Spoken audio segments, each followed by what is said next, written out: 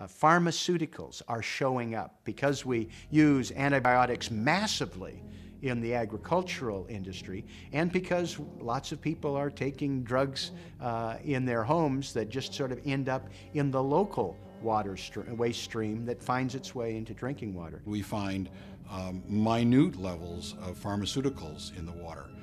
We don't know anything about the health effects of those. Only because they haven't done the studies to find out if there are health effects. And the thing about a lot of these chemicals, especially ones that mimic our hormones, is that they act on our bodies at very, very low levels. So just because they were low levels, it doesn't mean there isn't a health effect associated with it. So how do the pills that you take up in your home end up in your drinking water? To answer that question, we need to first understand where our water is coming from.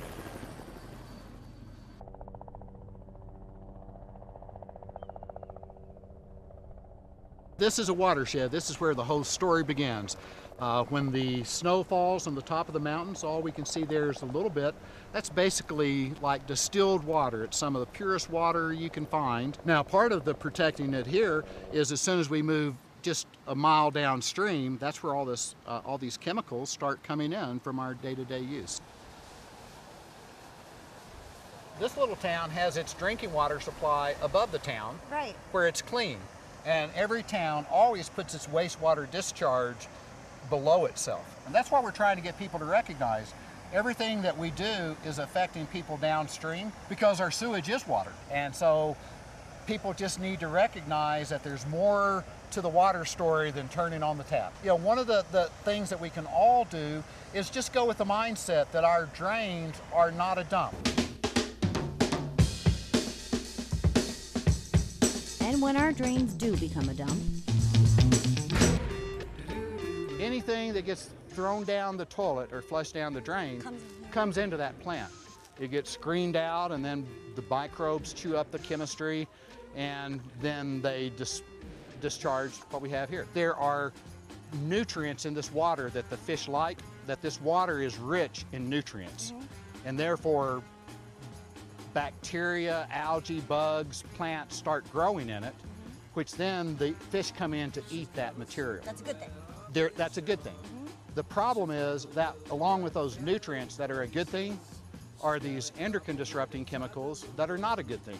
Where do those come from? Those come from us. Right. Bisphenol A, nonylphenol, diethyl phthalate, all the plasticizers. Plastics are their hormone mimics. They're not hormones, they just they behave like a hormone. Right. One or two of the very potent estrogens that you see in this water here that we know cause endocrine disruption in the fish are the same chemicals that leach out of bottled water. And what that means for the fish is that it's literally altering their sex organs. We are examining a cross-section of a gonad of a Boulder Creek fish. These are from the fish that I saw in the river. Exactly. And when we see blue structures here, these dark blue, these are sperm-producing cells. Only a few microns away, we're in the middle of what looks like a totally healthy ovary. From the same fish. Yeah, that's the problem. These are in the same fish. This is not a normal occurrence. So this is like a transgender fish. This will be an intersex fish. Every time we sample downstream of the wastewater plant, we find fish like this, with gonads that have both ovarian and testicular tissue. Go upstream, we never see it. Never found an intersex fish upstream. This is a national issue, and more importantly, it's a global issue. This is a problem every stream in every city more than likely has.